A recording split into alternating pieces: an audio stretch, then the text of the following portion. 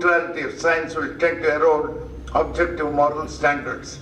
The challenges of the future are many dimensional. First, of course, is the impact of fast-changing industrial technologies and the corresponding obsolescence of those in the third world.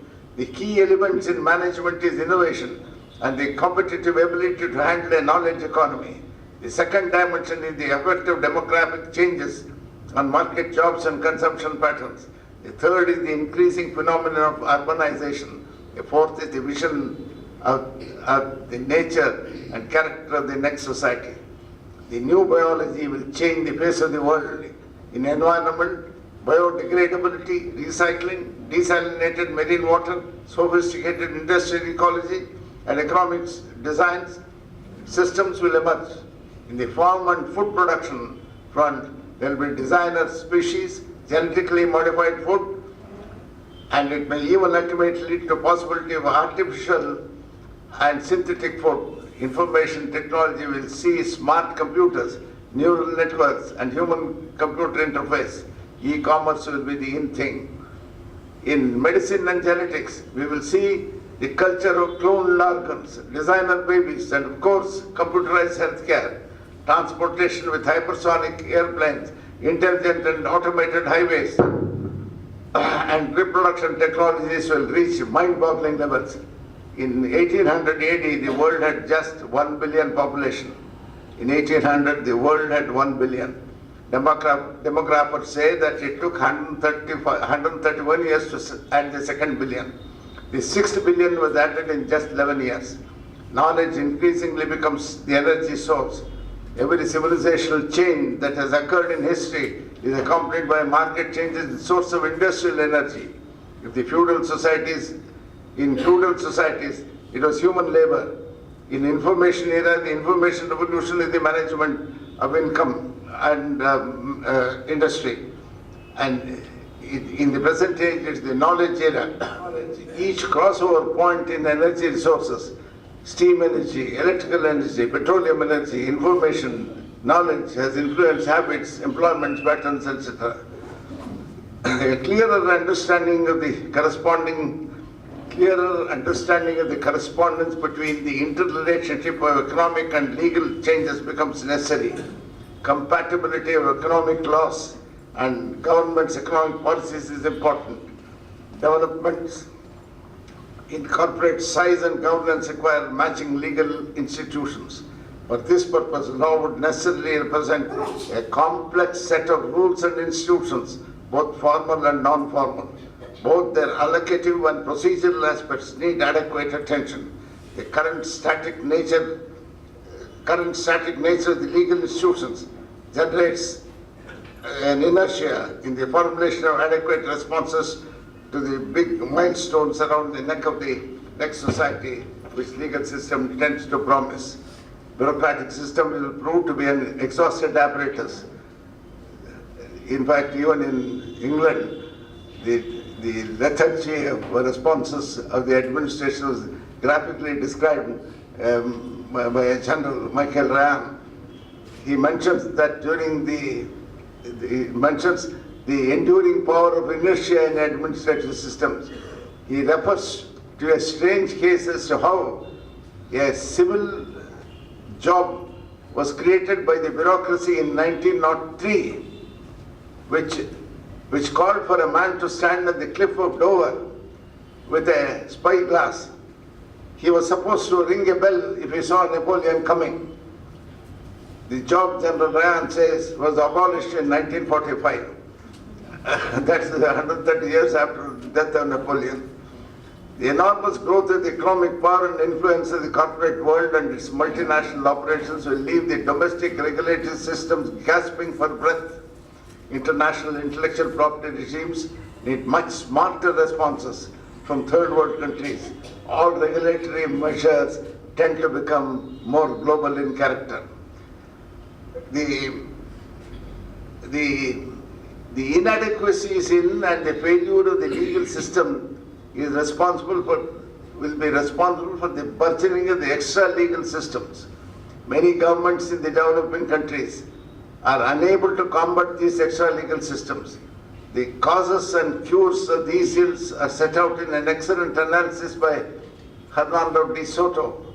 He demonstrates how the unimaginative and rigid legal systems, particularly in regard to the land ownership, hinder enterprises, and how the assets of the poor in the developing countries are unable to be turned into capital.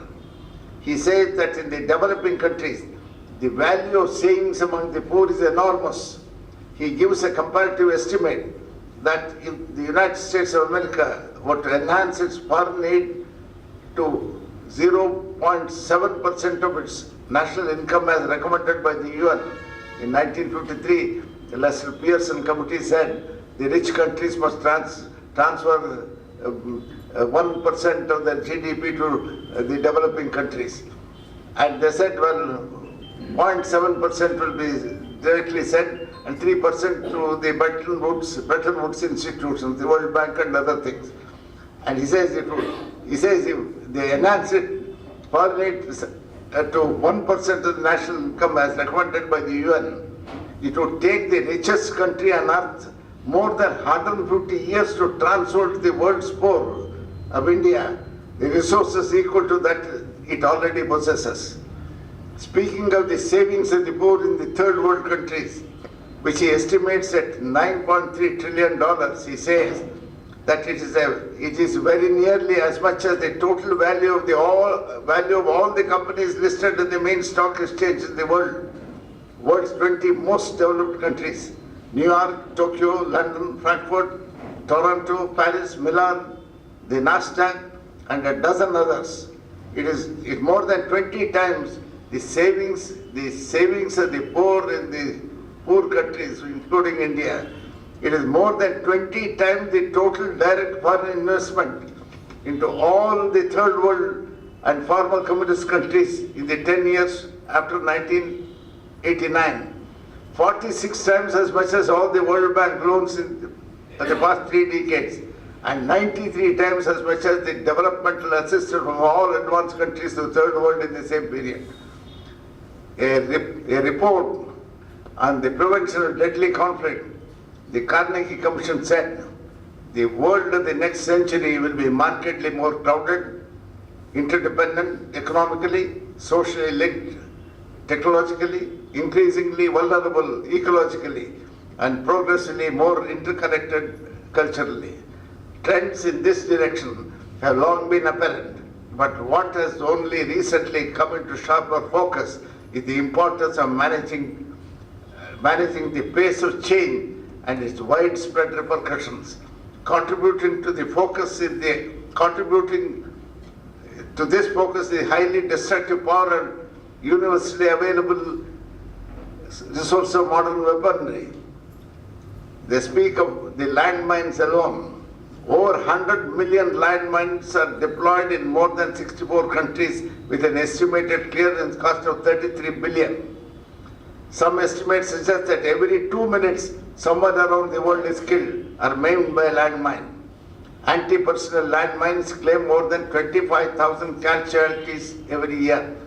So much so in Vietnam, Jaipur foot people had to go and establish a branch there to supply artificial legs to people whose arms and legs are exploded every alternate day by mines laid some 50 years ago. Most victims of landmines are civilian women and children. In Afghanistan, Angola, Cambodia, there are an estimated 28 million landmines and over 22,000 casualties annually. Landmines strewn throughout half of Africa's countries kill over 12,000 people annually. A mine costs as less as $3 to make and up to $1,000 to clear. For every mine cleared by the international community, 20 new mines are deployed. This is from the Carnegie Foundation's report. The potency of chemical weapons is more interesting and more frightening. According to one analysis, an ounce of type A botulinum toxin properly dispersed could kill every man, woman and child in North America. Just 1 ounce of it can kill all living things, and just 8 ounces of this substance could could nearly kill every living creature on the planet. Many lethal gases are colorless. These lethal gases are colorless and odorless and can lead to immediate or slow, agonizing death for thousands. These weapons can be delivered in missiles, are dropped from planes, exploded in ground ordnance, set in time delay devices, released via remote control, or put in water supplies. Large concentrations of unsuspecting civilians, especially in urban settings, are vulnerable, as the Om Shinkyo episode demonstrated recently. And this is a very interesting thing. There's a book written by Eric Schlosser. That book is called Command and Control. And he says how a 80-ton neutron bomb placed in the Missouri deserts. The man was working at the top of 200 feet with a spanner at that missile, at that center. The spanner fell down and hit the fuel tank in the bottom, and the bomb was ejected. Unfortunately, it didn't explode. It fell some distance away in the desert. And if it had exploded, automatically the Pentagon would have thought that bomb had been launched by Russia and unleashed all their nuclear weapons towards Russia. And a great war would have ensued, and the whole destruction of the planet would have occurred. And he says it was saved by the skin of the teeth, because that bomb unfortunately did not explode. That beautiful book, Command and Control, tells how dangerous it is. And it says that one atomic bomb burst accidentally in America itself, killing, creating a damage, and the sound was heard, explosion was heard 5 miles away. And of course, Americans have their own way of concealing all these things from the world. And these are all recorded things that unless civilization moves in a different direction altogether, these possibilities can't be excluded at all. What seems clear is that civilization progress up a hierarchical order towards non-physical technologies that offer increasingly greater power, social interaction. For example, we started the energy source from biomass, animal labor, human labor. Then we had the energy source from steam power, electricity.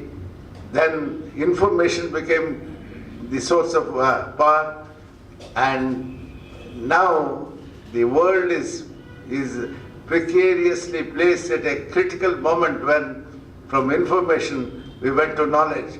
And now the next source of energy 20 years from now would be based on but beyond knowledge. And they say it will be spiritual energy. I don't know how to understand this great change which everybody thinks that this is beyond knowledge. Non-physical technologies that offer increasingly greater power, social interaction and information and abstract phenomena that behave very differently than physical world. Cooperative relationships can harness energy within the social system, and knowledge increases when it is shared. Spiritual technology is more powerful still because beliefs motivate behavior. Beliefs motivate behavior. The vast power of this domain was illustrated nicely when politicians attended a rally held by Reverend Billy Graham. We think of ourselves as being in the business of trying to motivate people. The power to motivate people is really power. The energy to motivate people is the source of power, and that's a very subtle concept. In the 21st century, it's going to be a century of stunning and accelerated changes. There will be a great renaissance in arts, literature and spirituality as the countervailing force against the dehumanizing effect of materialism. But 21st century in growth itself will be limitless. Civilization began when the invention of farming permitted stable communities that formed agrarian societies. Later, manufacturing technology introduced the industrial age and began to automate farming, reaching a crossover point about 1850 when factories replaced farms as employer. Factories replaced farms as employer in 1850. The next crossover point occurred in 1950 when automation of factories moved the bulk of the labor force to white-collar work. And the service era then emerged based on the use of social technology. Although the concept of social technology is not generally understood, it also fits the broader definition used here. Just as physical technology is derived from applications of physical science, social technology draws on various social sciences to design and lead social systems. The crossover point to knowledge era occurred about 2000 AD, when a majority of the workforce began using intelligent information systems in homes and offices connected by global communities, global communication networks such as internet, etc. Beyond information era, we may witness a spiritual revolution powered by spiritual technology to produce an existential age. This is speculative, obviously, but it follows logically from the order of increasing abstraction as evolution process from farming to industry, to social relations to information, and finally to spiritual concerns. Toynbee observed a historic trend towards etherealization of life. He calls it the process, the etherealization of life. Spirituality is often dismissed as ignorance or fantasy, but it's because its very nature transcends rational logic. And as we shall see, the spirit is the vast domain beyond knowledge. But to sustain this new age, we need strength of character and the cultivation of the spirit of an impersonal love for mankind and an understanding of the non-material dimensions of being. The disappointment with the expectations of human decency has been telling. One recalls the word of Abraham Ereli in his book called Last Spring. Though those words were in a different context, then they are really extremely important and relevant. He says, he first spoke of the people in the Mughal era. Most shocking of all the debasement of the character of man was in Mughal India. From the highest Amir, indeed from the emperor himself, down to the man in the street, there is a near total absence of civic morality and personal integrity. No one ever says a word to be relied upon. No one ever says a word which could be relied upon. This is what's happened today. Writes Manushi. Yet in a fundamental sense, India did not change at all. What changed was lifestyle, not life. What changed was lifestyle, not life. And that too only on a minuscule elite, in a minuscule elite. There is no transmutation of civilization. Behind the Mughal facade lay the immense body of Hindu culture, ancient and torpid, but still breathing. The Hindu world did not change under the Muslim influence, despite their 600-year-old coexistence interaction.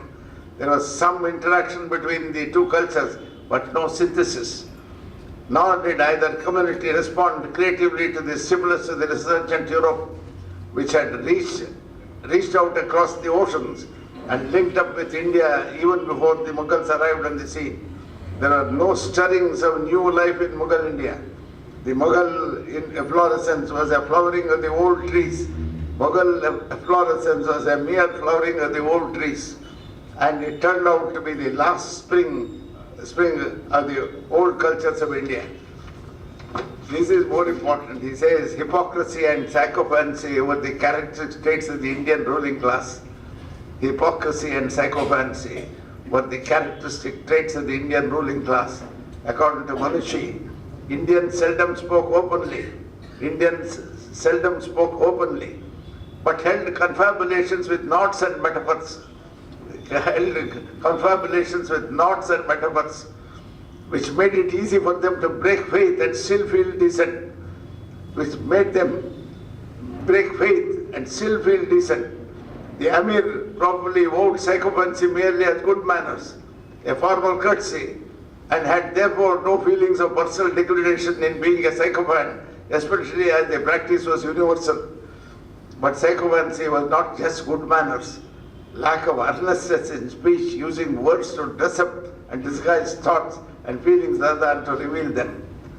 Lack of earnestness, you see everywhere today in the interactions of men. Lack of earnestness in speech, using words to dress up and disguise thoughts and feelings rather than to reveal them, led to the lack of earnestness in thoughts and action, corrupted values, and perverted both individual character and social progress.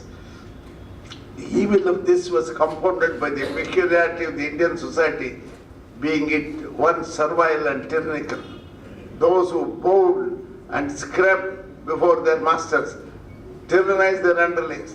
Those who bowed before their masters tyrannized their underlings, and thus all the way down in the social ladder.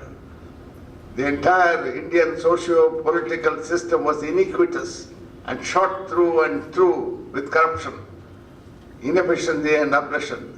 There was no sense of justice or fair play in everything. Everything was for sale. This was the characterization of of the Indian character. But what remains still is the hope that India has